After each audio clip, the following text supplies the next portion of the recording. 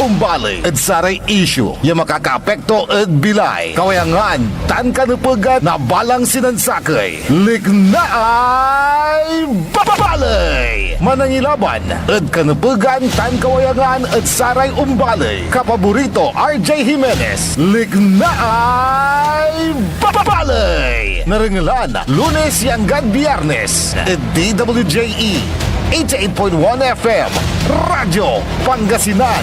Lignaay babalay!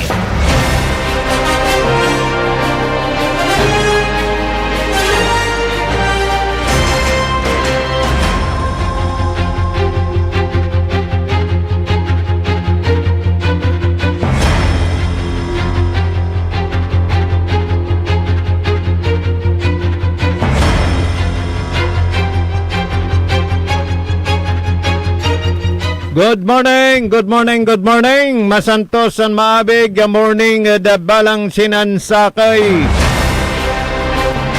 Kumusta kila namin? Medyo takiling ko'y agaw na daisat. Makiling na daisat. Dasayan na kabosan. Diyan liwawa to'y daisat. Pero sa ikwanda manitipon lamat. Na'y pelag tunuran. Alas 8:05 ada kabuasan kasumpalan yun nangalan sa programan Early in the Morning. Dan kapaborito Early Navarro. Kajamatla sa programan may paruntal na saray Lignaay balay.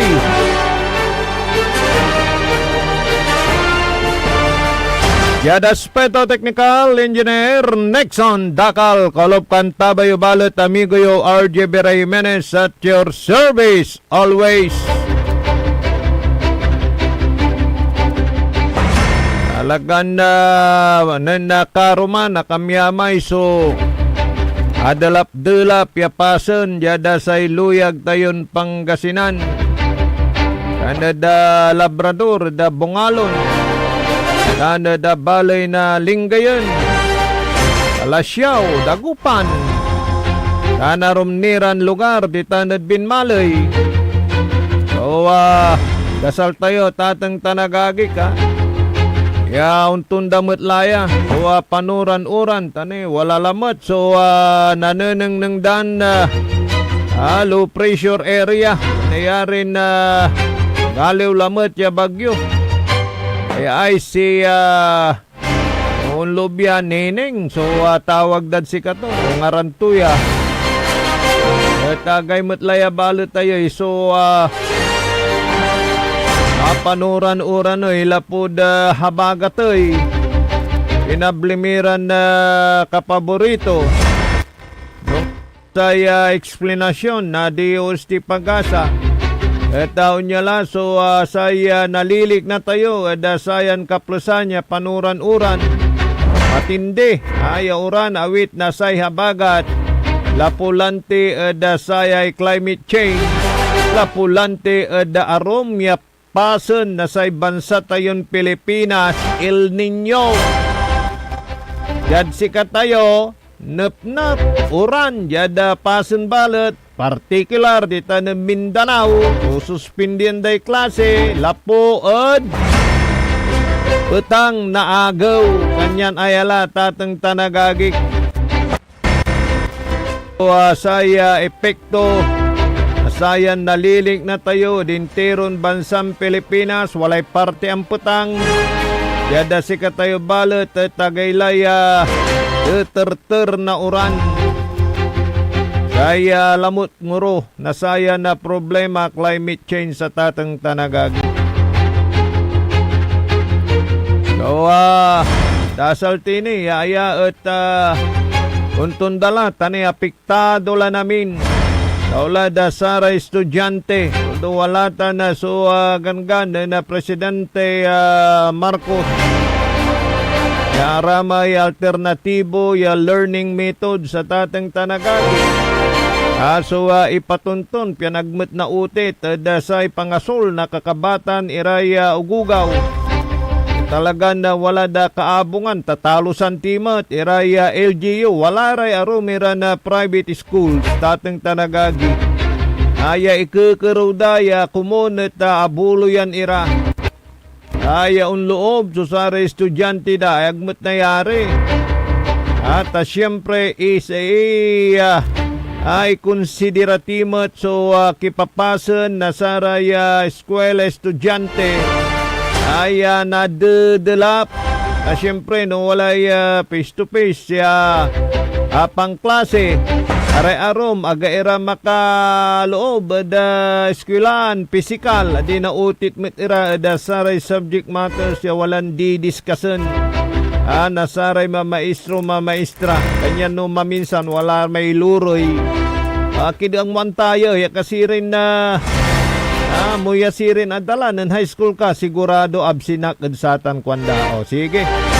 Yan na tapyano ang kapoy na utit at pangasul na kakabatan at walalaya yung ganggan na Presidente Marcos pati saray ay so wala at sa empleyado at gobyerno. So amin apektado ito na eray kabaluyan tayo kalamor yaga makakal mo.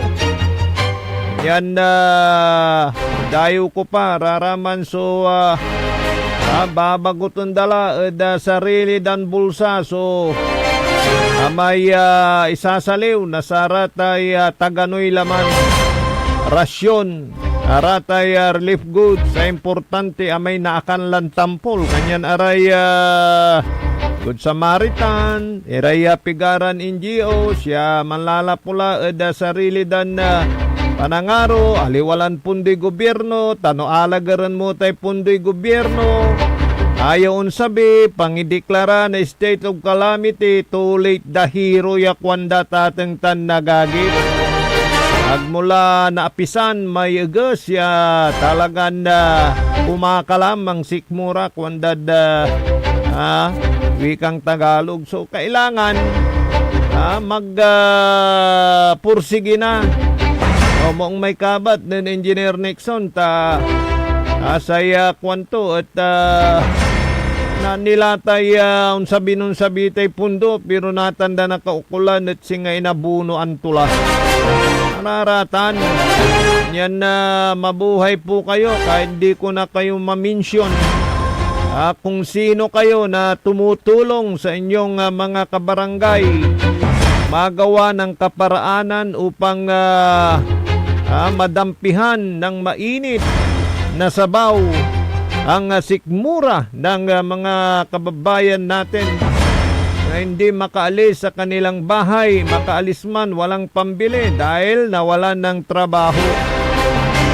Hindi makapagtrabaho dahil sa baha na dinaranas. O sige, yan naman tulungan tayo at ating tanagagik kada sarayan kaplusan tani talagan nature laya so kalaban tayo nablimiran na dumarangal mantakin mo mula ng August 3 ang gadatan tulanatan August 18 la so 15 days la ang kapoy tunday uran kabay ko ni baga ad sanagaw walay panuran ang banyang na daisat ang kalmada nagunuyan ipulag tulan lamang.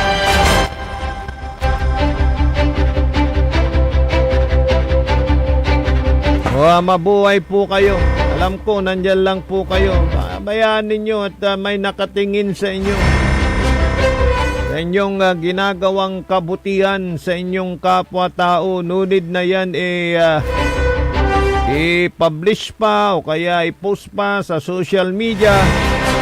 Ang importante alam ng inyong mga kababayan na kayo ay gumagalaw, na kayo ay talagang sasambutan nyo.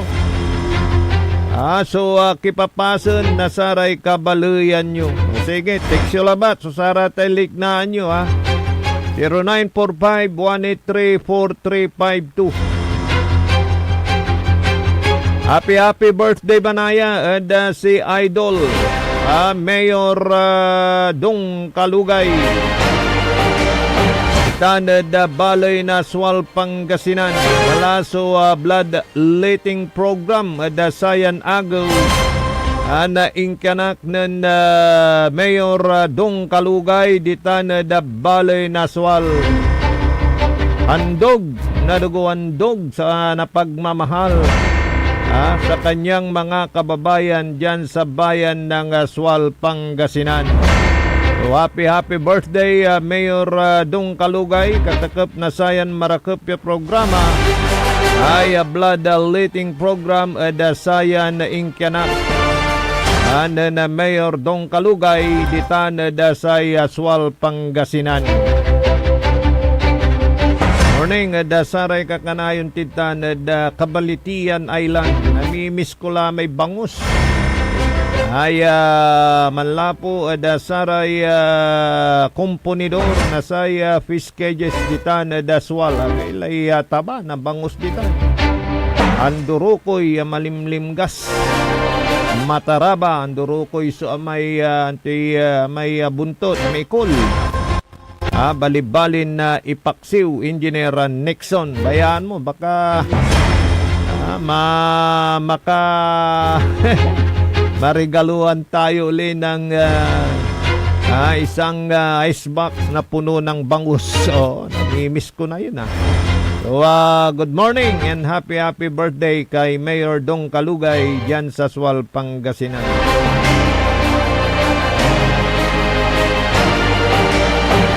Mga mga nagmamaneho ng mga sasakyan at mga motorista dahan-dahan lamang po lalo na hindi nyo kabisado yung daan sa mga national highways po natin dito sa lalawigan ng Pangasinan dahil tuloy-tuloy yung pag-ulan.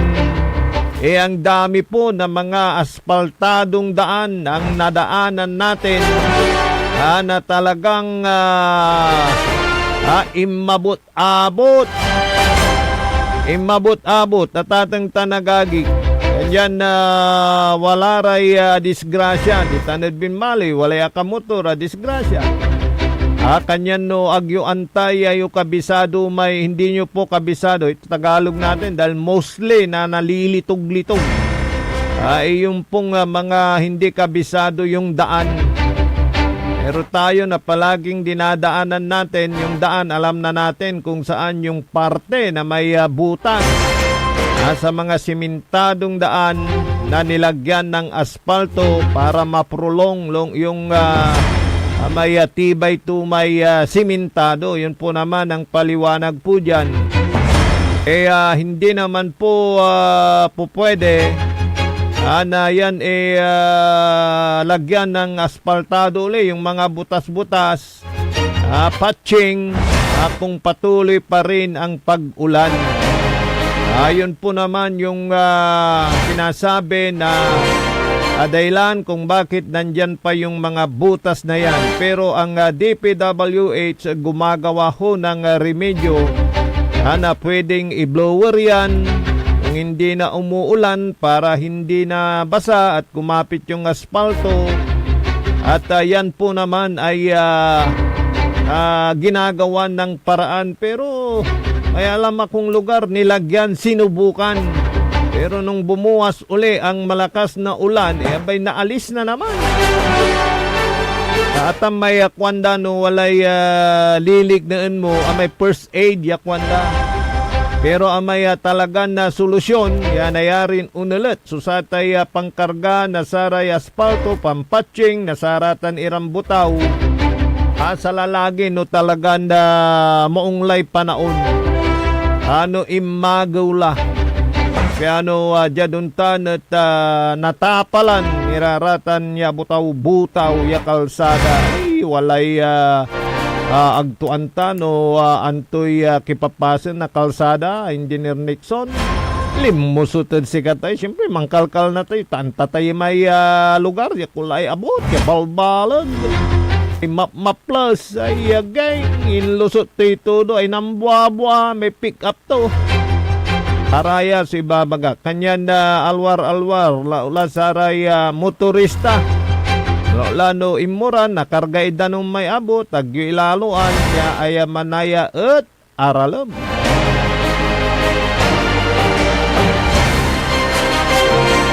Yan na. Ingat-ingat na lang.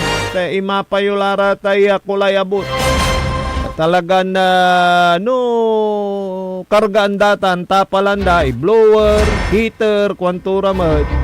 Okay tan pero no umuran lalaman. Ngayon may lang lamang yan na ikal. So alwar-alwar. Kani unong da sa may kwintada tayo 15 days la urang.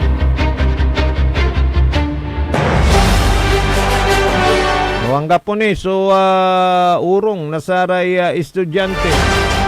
Yada saray trabaho at gobyerno, ngari na work from home. Pendila da saray balay siguro aga apektadon unong.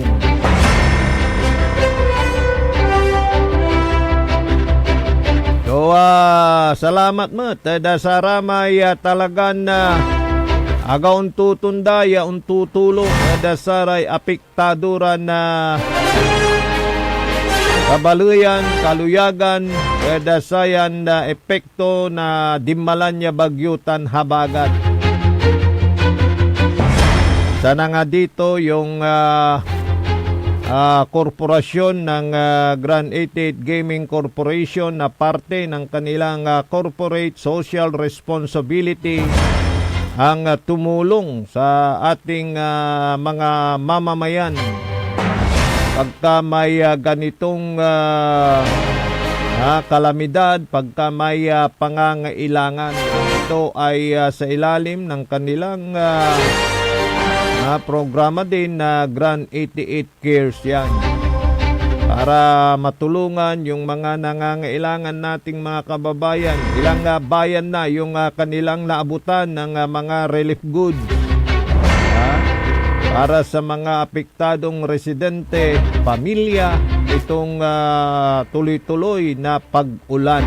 Yan. So, patuloy po yan na ginagampanan ng naturang korporasyon ang kanila ding obligasyon para sa mga mamamayan po natin. Sa kanilang programang Grand 88 Cares, katuwang po dyan ang PCSO. Kaya ito nga yung sinasabi natin na larong may puso, nakakatulong pa sa kapwa-tao. Ay yung mga kababayan din natin dyan na hanggang ngayon nag-iisip pa rin na parang ginagawang illegal pa rin, mga nagbubukis. Tumigil na po kayo dahil ayon sa ating nakuwang impormasyon, minamanmanan na kayo ng ating mga kapulisan, ng ating mga law enforcer. Dahil mayroon na ngang legal, nililigal pa ninyo, ginagawa pa ninyong illegal. O tulad yan sa bayan ng Sison, Pangasinan. Sa police report na ating nabasa, may mga ilan dyan na mga nagbubukis ang naaresto ng mga otoridad. Nako, isip-isipin ninyo ang inyong pamilya. Paano pag kayo ay nakasuhan? Paano nyo bubuhayin ang inyong pamilya? Paano pag kayo ay nakulong? Dinawalan pa kayo ng trabaho. So doon na kayo sa legal para malayo sa huli. Sa legal may hinuhuli ng kanilang simple monitoring tool. May hinuhuli. Pero hindi kulong, hinuhuli at binibigyan ng premyo. Bakit? Dahil sila ay nagko-comply sa lituntunin ng Grand 88 sa pagpapataya. Ano ito? Kompleto uniforme. May payong pag umuulan, naka-ID, naka-chaleco. Yan. So, hinuhuli sila kung sila ay na-monitor ng kanilang compliance monitoring team at binibigyan ng premyo. Pero yung mga nagbubukis, minamanmanan din pag kayo natsimpuan, at nahuli, diretso po kayo sa kulungan, may kaso pa kayo. Kaya nga ginawang legal yung Grand 88 Gaming Corporation o itong STL, at nang nakakuha nga itong Grand 88 Gaming Corporation dahil po para ma-eradicate, isa yan sa main goal, para ma-eradicate, maalis yung illegal gambling. Kaya ginawa na ngang legal, ginagawa nyo pang illegal, tuloy nahuhuli kayo. So yan po yun, at isa po din na isa din na dahilan kung bakit ginawang legal para magkaroon ng hanap buhay na legal itong ating mga kababayan.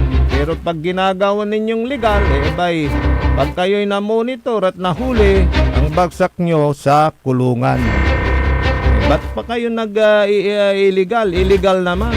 At itong STL, itong Grand 88 Gaming Corporation, katuwang ang PCSO, nakakatulong pa sa kapwa-tao sa kanilang ginagawang pagtulong sa ganitong may kalamidad.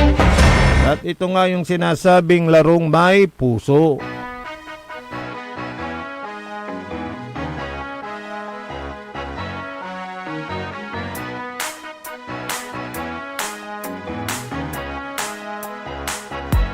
Sa Grand 88 Corporation na ang swerte ay nandito. Sa bawat taya, pag-asa ay buo. Maglaro't manalo sa Grand 88 na tayo. Maglaro't manalo sa Grand 88 na tayo. Sa Grand 88 Corporation na ang swerte ay nandito. Kasama ang PCS o larong may puso. Manalo sa Grand 88 na tayo. Maglaro't manalo sa Grand 88 na tayo. Sa Grand 88, swerte laging nakaabang. Larong may puso, saya'y walang hangganan. Kasama ang PCSO sa bawat hakbang. Di umuong sa pagtulong sa bayan at tahanan. Kada bet ang tagumpay ay abot kamay. Big time na pa-premyo hatid sa bawat buhay. Ang pangarap abutin sa kada laro. Dito sa Grand 88, panali sigurado. Sa Grand 88 Corporation na ang swerte ay nandito. Sa bawat taya, pag-asa ay buo. Maglaro't manalo sa Grand 88 na tayo. Maglaro't manalo sa Grand 88 na tayo. Sa Grand 88 Corporation na ang swerte ay nandito. Kasama ang PCS o larong may puso. Manalo sa Grand 88 na tayo. Maglaro't manalo sa Grand 88 na tayo.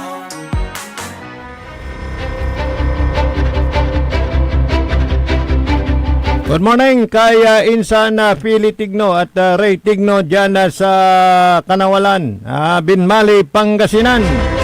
At kay Manong Nado, good morning. Dyan sa may barangay Kanawalan, Binmali, Pangasinan. Good morning, Mang Nado. At sa lahat na ng nakikinig, naming tagapakinig natin dyan sa bayan ng Binmalay, susunod na ang programang PEM, Paninilbihang Agresibo at Matapat sa bayan ng Binmalay. Bayan muna bago sarili. Siyempre sa aspeto technical, Engineer Nexon Dakal. Magbabalik po ako pagkalipas ng ilang malagang paalala dito lamang sa DWGE 88.1 FM, Radyo Pangasinan, Paborito. Sa iprograman mangiter, nadalan at saray ay sa kiyan linawa, tang opinyon